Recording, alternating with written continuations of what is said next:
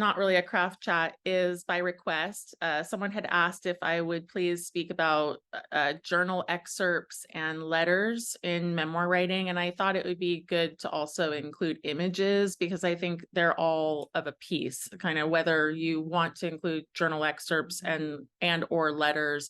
And certainly images comes up for me a lot with my authors at She Writes Press. Uh, all of them, of course, are allowed, and it could be early to be thinking about the images, but I thought it's worth considering whether eventually you want them. And sometimes it won't be your choice. Sometimes traditional publishers will have strong feelings about whether or not they want images. I'm going to start with journal excerpts, then talk about letters, then talk about images. So in the case of journal excerpts, my main feedback is that you want to use them sparingly, if at all. I think that journaling and, having journals that you can turn to is great and certainly a source of inspiration, and maybe even helping you figure out your chronology with your memoir. But really, journal entries can end up being fairly tedious for readers. A lot of times writers find them very inspiring and interesting because they evoke very particular memories for you.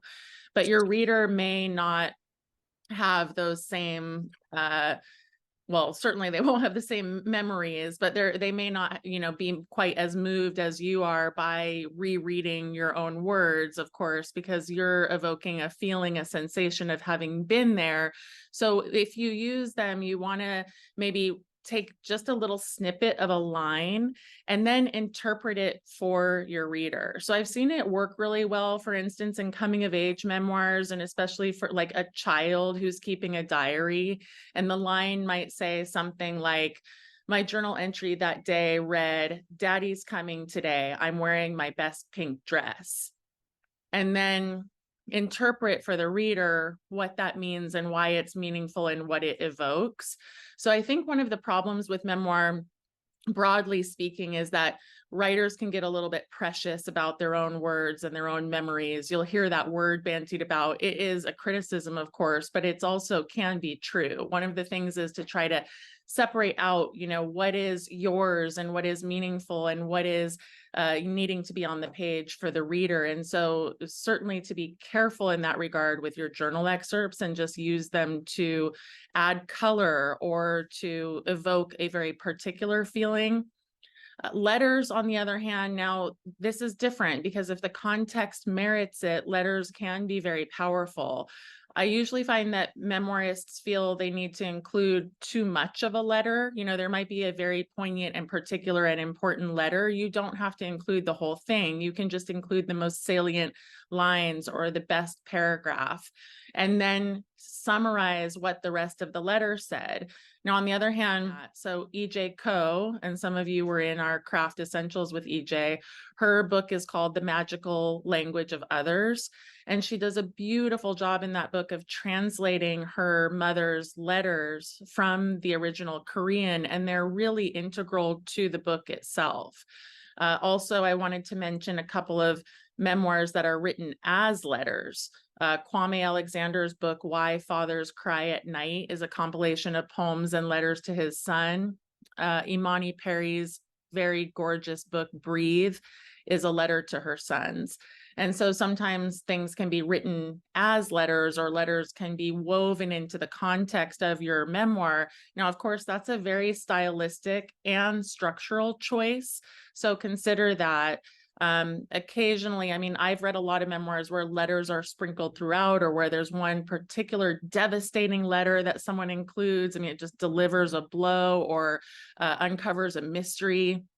I've seen adoption memoirs that have letters included. There's correspondence that is integral to your story. So letters, yes, but just again, you want to consider how much and whether you want to pare that back and sometimes summarize parts of it. Now, where images are concerned, I think images really need to be showing something that is meaningful to your reader. Again, so it's kind of why it falls in the same vein here. As a publisher, I often feel that authors are including images sometimes in a way that feels like a scrapbook. And that is not what you want to do. You know, serious and sophisticated memoirs don't need to read or feel like scrapbooks. And again, something might be meaningful to you and not necessarily be meaningful to your reader. The reader doesn't necessarily need to know what you looked like when you were a child or what your family looked like. So to me, when images really matter is when they show something about the story. So travel memoir merits images sometimes. I had a trans male author at Seal Press who chronicled his transition. And that was important because he wanted to show the reader what he used to look like when he was a woman. And that was meaningful because the reader would be curious, what does the author look like before he transitioned? Or celebrity memoirs, because oftentimes we want to see images of those celebrities. We've lived through a moment with them. We're curious about what they look like when they were little. So again, I'm not saying images are off limits, but just to be discerning and to consider, you know, that all of these things can really elevate your memoir, but they can also, which is sort of counterintuitive, they can de-elevate it. You know, they can make it like less sophisticated than you may want it to be unwittingly. So keep all that in mind as you're considering what you're including. And thank you.